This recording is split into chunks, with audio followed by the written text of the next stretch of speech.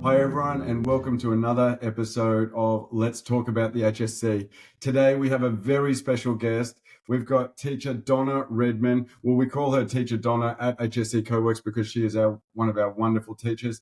Donna has been working at HSC Co-Works or contributing to HSC Co-Works in many different ways over the last 12 years, I believe, as a marker, as a teacher, as an education performance manager previously as well.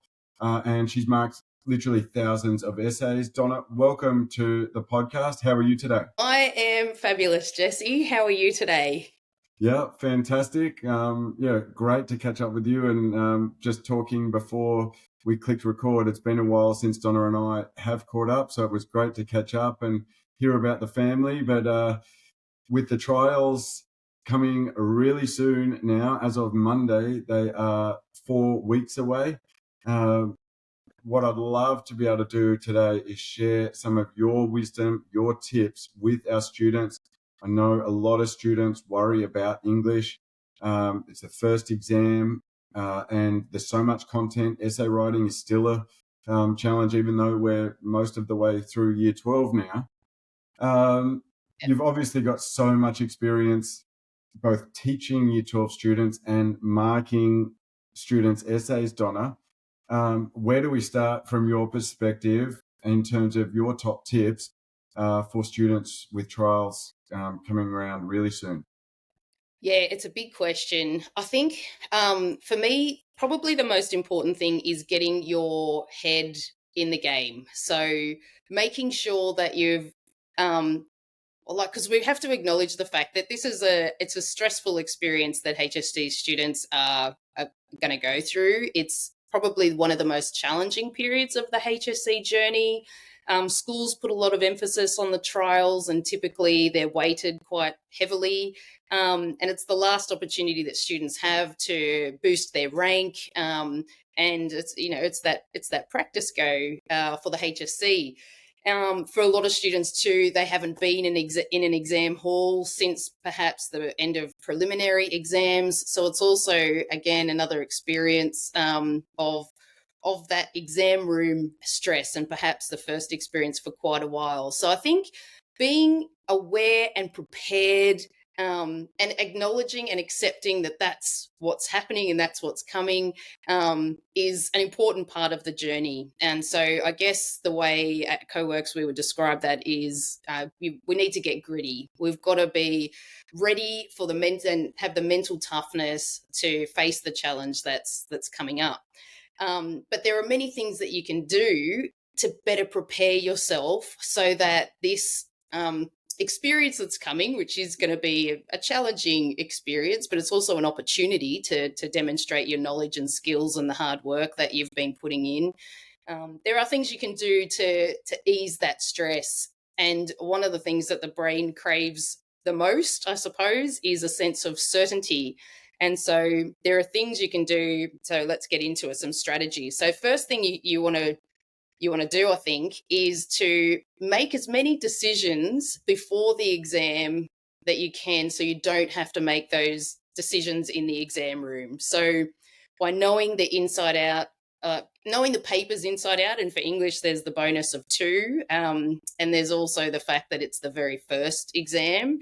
So if you have a really solid awareness of the structure of the papers, and a strategy around how you're going to answer those papers. So for the common module paper, are you going to do the short answer questions first? Are you going to do the essay first? And having a sense of certainty around how you're going to tackle the paper means that you can go into that exam room feeling a bit of a sense of control, rather than your brain laboring through the stress and the uncertainty of what's coming. So first thing is, if there is a decision you can make through your planning before that exam, make that decision ahead of time to just ease that mental load on that day, on the morning of the exam. I think moving from that into another strategy, is that with English particularly, and so because English is my jam, it's my subject area, the thing is, you can't get around two things. The first thing is you can't fake an understanding of your texts. You need to know your texts, and you need to know your quotes, and you need to have those unique and interesting insights about your text that are going to help your essay stand apart from everybody else's essay. And the only way that you're going to have that sense of certainty is by doing the work. You've got to know your texts. You've got to have, done your quote write outs, and you've got to have that knowledge in your mind.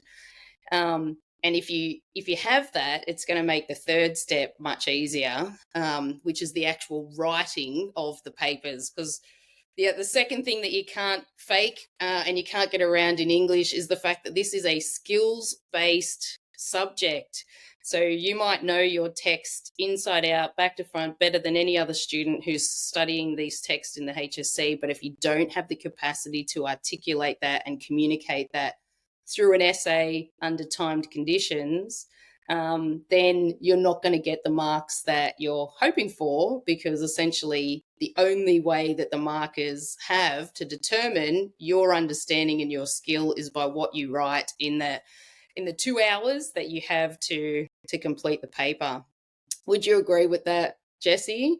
Oh, honestly, as you were saying those things, I was thinking, I feel like your brain and my brain are completely the same when it comes to these strategies. But I really like what you discussed there around the exam strategy.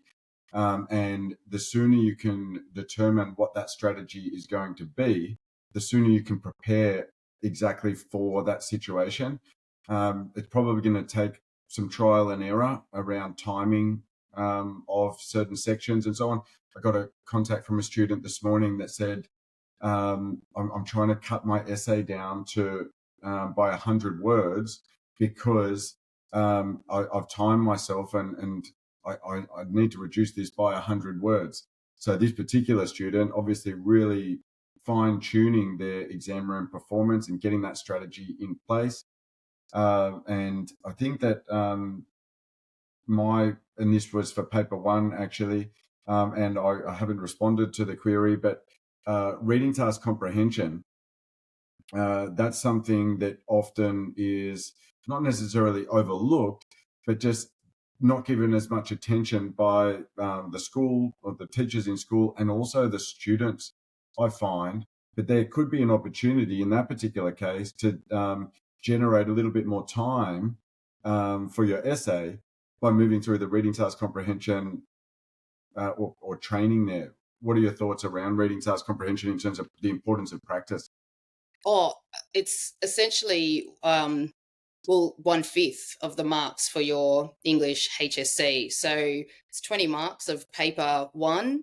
And I think if we look at the amount of time that is dedicated to, say, the essay in the common module, if you're studying 1984 or the Crucible, and the amount of time and energy that you put into perfecting your skills and knowing your text, and so that you can perform well there, it is a lot of students I've come across have sort of got the thought perhaps that they'll just kind of wing that first section. They're like, oh yeah, that'll be easy, I should be able to breeze through that, but may make simple mistakes that can cost them valuable marks, or even errors in time management if they're spending too much time on a question, which is then going to take away from time that they have to spend on their essay. So I would 100% agree with you that the more training a student can do for section one of paper one, that's always going to be a valuable use of your time.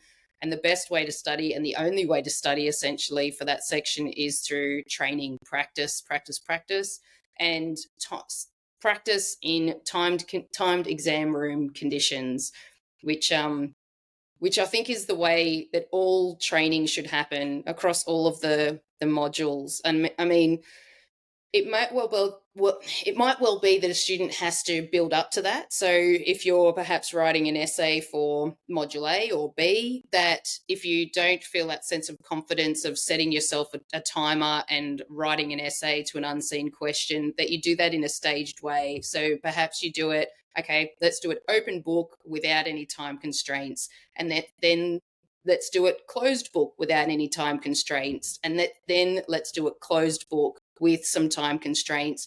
And only by moving through that process of making it gradually, I guess, more difficult, but also closer and closer to that exam room simulation, which essentially is what you going to have to walk into in 4 weeks' time.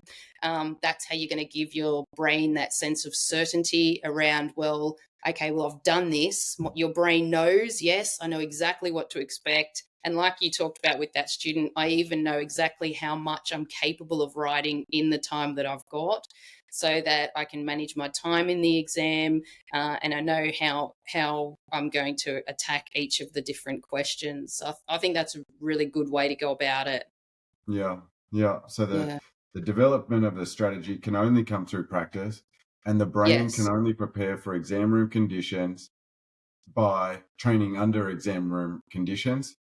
And if a student can operate with those principles in place, that's what needs to happen. But naturally, as humans, we avoid some of those tasks there that we're describing are going to be uncomfortable. Yes. But that's what the exam is going to be. It's going to be really uncomfortable if we don't start moving in that direction. Yeah. And I think I don't know. You come across the odd student who loves writing an essay. That's their thing. They love it. But most students find that to be something that is challenging. And essentially, it's challenging because what we're asking the brain to do is concentrate in a sustained way on a difficult task. And that's just something that our brain just doesn't like to do. And we've trained our brains to like to so our brain likes doing short, sharp bursts of easy things. And so your brain is always going to move towards that as an option, as opposed to, it's going to take a bit of convincing to see the benefit in sitting down for 45 minutes and writing an essay. But I think that's where reconnecting to your vision is really important. Reminding yourself before you do that task, why? What's my why? And connecting into that post HSC vision. How is this challenging task that I'm about to do going to help me move towards that vision of what I want and what I see in my future? And that's a really good way of kind of mind hacking yourself and tricking your brain into doing that thing that it doesn't necessarily want to do. Yeah, well, I mean, I've been thinking the last couple of days actually that every HSC campaign has every successful or strong HSC campaign has come from students being willing to do these tasks that they didn't want to do. They got through the trials period by doing lots of practice and all of the tasks that you've been recommending today, even though they didn't want to. They got to post trials and refined their work based on their experience in the trials. And then they went through the same process again for their HSC exams. And that just has to happen. It's a rite of passage in terms of achieving success in your HSC, because the 2 units of English must count. So everyone has to Yes. go through that. It'd be nice if we didn't, for students Yeah. that don't enjoy it. And as you said, that is most students writing essays, but it's just part of the process. Yeah, absolutely. And I think probably one other really important thing to mention as a strategy in the lead up, particularly when it comes to English, is ensuring that a student is able to think in a dynamic way in the exam room. There's always that tendency for students to just write one good essay that they think, hey, this is a fantastic Mm. essay. I'll memorize this essay and I'll take it into the exam room and I'll just adapt it the best I can to the question. A way better strategy is by having a really great understanding of your text, the ideas and concepts in your texts. And then in the lead up to the exam, looking at a range of different essay questions that all come from the rubric in lots of different ways. And then thinking to yourself, okay, if this question was posed, how would I respond to this question? What would my thesis be? What examples would I use to support that? So that and again, that's another thing that you can do to give the brain a sense of confidence and certainty. Because if you've looked at a range of different questions for all of your modules, then no matter what style of question is thrown at you on the day, you will feel more confident about answering it, knowing that you've done all of that pre-thinking ahead of time. You're not laboring your brain in that 5 or 10 minutes of reading time that you have to try to think about, oh my goodness, how am I going to go about answering this, because you haven't prepared in that way in the lead up to the exam. So another little Yeah, strategy. I think this is actually really important as an idea. I was speaking to a student just a couple of days ago, and she said, "Oh, a family friend's given me a really strong essay on this particular topic," and she was being honest and open with me, and said, "I'm thinking of just memorizing this essay. What do you think?" And obviously, I gave the exact same recommendations that you're providing there. As a marker, how do you respond as a marker when you're seeing an essay that is clearly not responding to the question and is a rote learned essay that someone's just regurgitating? Yeah, it's always it's a frustration. It's almost sad for a marker, because you can see a student who has amazing potential, and they may have written an incredible essay, but if it does not unpack and engage with the question or the stimulus that has been asked, there's always going to be a ceiling to the amount of marks that they can get on that essay, because one of the dot points in the marking guidelines is always going to be connected to how well did the student engage with the question they've been asked on the day. So essentially, no one can stop a student from doing that if that's what they want to do, memorize an essay and just write it out. But if they're going to do that, they have to know that essentially that is going to stop them from being able to access those top marks, because unless they can show a marker that they have answered the question that's been posed to them on the day, they're not going to be able to access those top marks. And the other danger of that too is sometimes NESA will throw out a very specific question. So it may well be that there's a stimulus there, and the student is required to engage with a particular section of their prescribed text, for instance. And so if a student has gone in with a rote learned essay that has nothing to do with that particular thematic idea or concept or quote section of the text, then that can be a panic inducing feeling for that student in the exam room, because they'll have that realization at the worst possible time of, oh my goodness, how am I going to adapt something that's not adaptable to the question that I've been given on the day? And so, look, it's great to look at exemplar essays and the work of other students, and to get that feedback around how other students are writing, and to use that to finesse your own writing style. But essentially, you can't rote learn an essay of your own.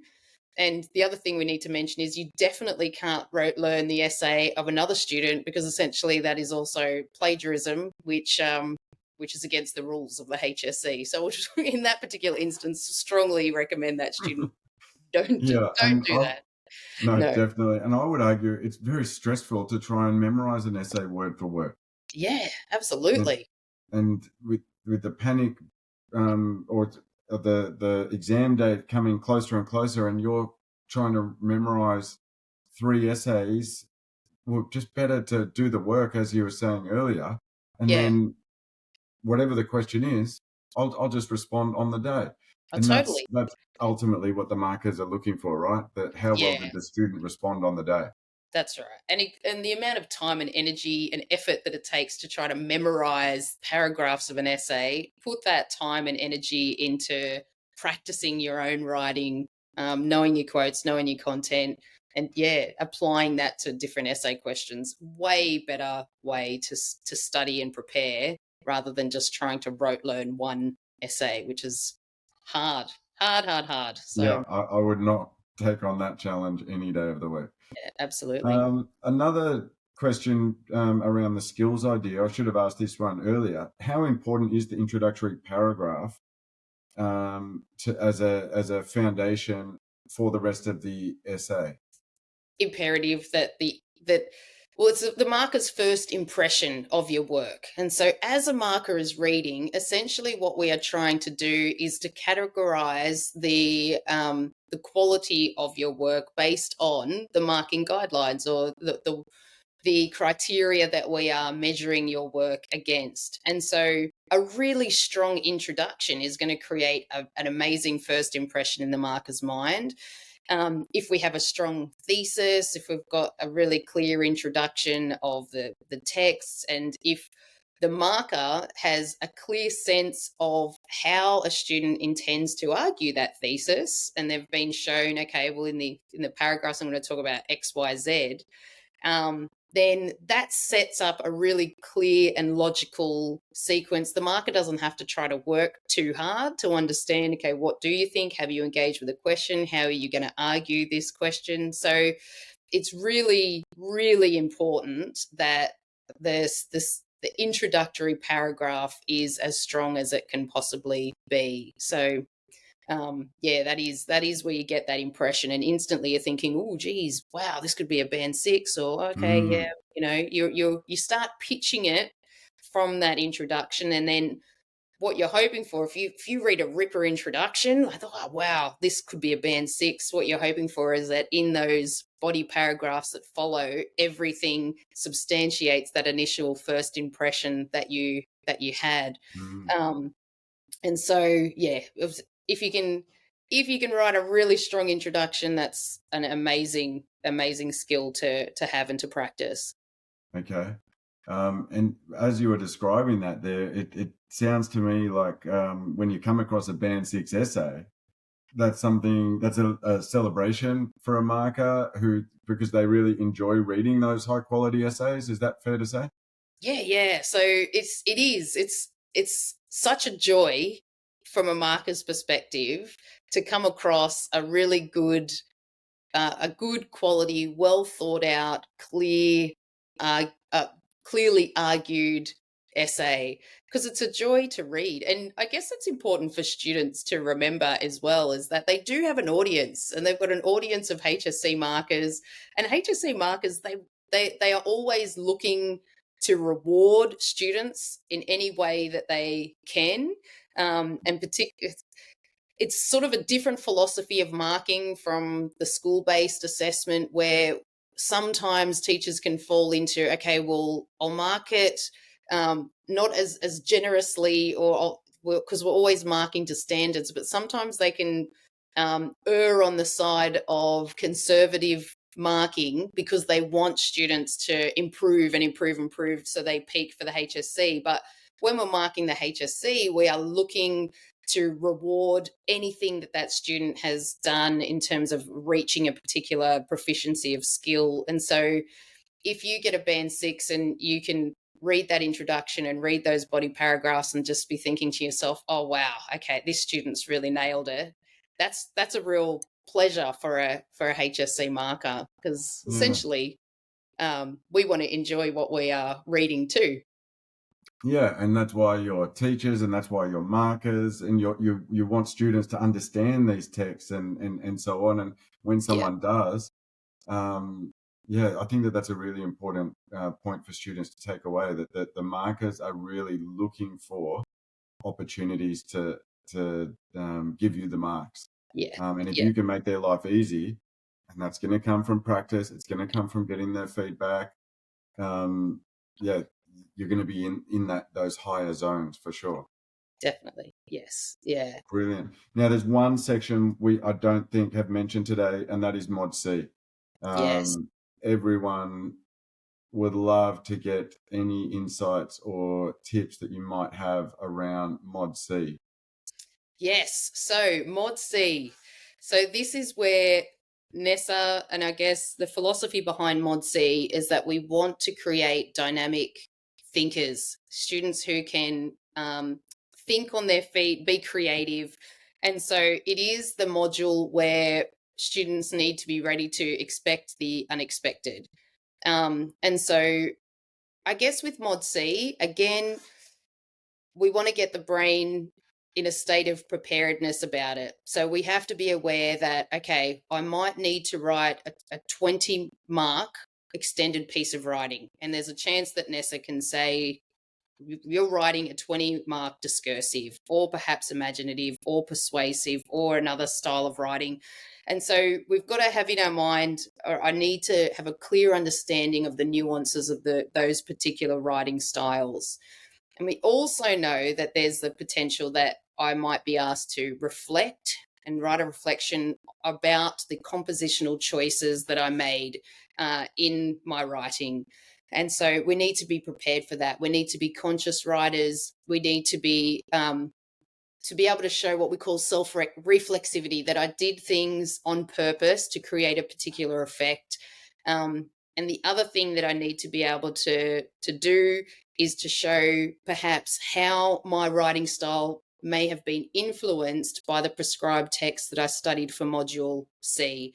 So they're the three key things. I've got to be ready to write in a range of styles. I've got to be ready to reflect on my writing, and I've got to be ready to show how my writing has been influenced by those prescribed text. And if you can go into the exam with a sense of confidence around those three areas, then you'll feel much more ready. But once again, like we've been talking, Jessie, the best way for Mod C to prepare is to practice. So you've got to practice in each of the writing styles, and you've got to practice writing those reflections, and you've got to be familiar with your Mod C texts and the techniques used within them. So, yes, so be ready. And it's tricky because it might be a 10-mark extended response with a 10-mark reflection, or it could be 12-8, or it could be 15-5, or it could be just 20 marks of writing. We don't know. So you've got to be prepared for all scenarios. Yeah, lots of uncertainty there. And as you said, the only way to deal with the uncertainty is to ensure your brain is ready for any and every situation. And that only comes through practice. So brilliant. Donna, thank you so much. The gold tips that you've provided there for students are just so valuable, and hopefully we can get this to as many people as possible as they prepare for the trial exams. Have you got a soccer game this weekend? No, I just literally found out today that it's all the games in the region have been called off due to wet weather and wet conditions on the soccer field. So I'm a bit devastated because I love it, but Yeah. well, How what many can you do? any goals this season? No, I play right fullback, so Okay. no goals, but I've saved quite a lot, so that's my job. Someone's got to be at the back, but hopefully they can give you an opportunity at the front so you can put one in the back of the net by the end of the Yeah, season at it would least. be good. I do sneak up there on the occasional corner just to see if I can get myself in the right spot or get my head in the right You've got to spot. be in it to win it. That's it. Brilliant. All right, Donna, it's been an absolute pleasure to have you on, and hopefully we can have you on again because I'm sure that as the HSC unfolds, there'll be more topics to discuss. But otherwise, have a great weekend, and we'll see you soon. Thank you, and good luck to all trial students who are listening to this. Do your best. Thanks, Thanks, Jessie. Donna.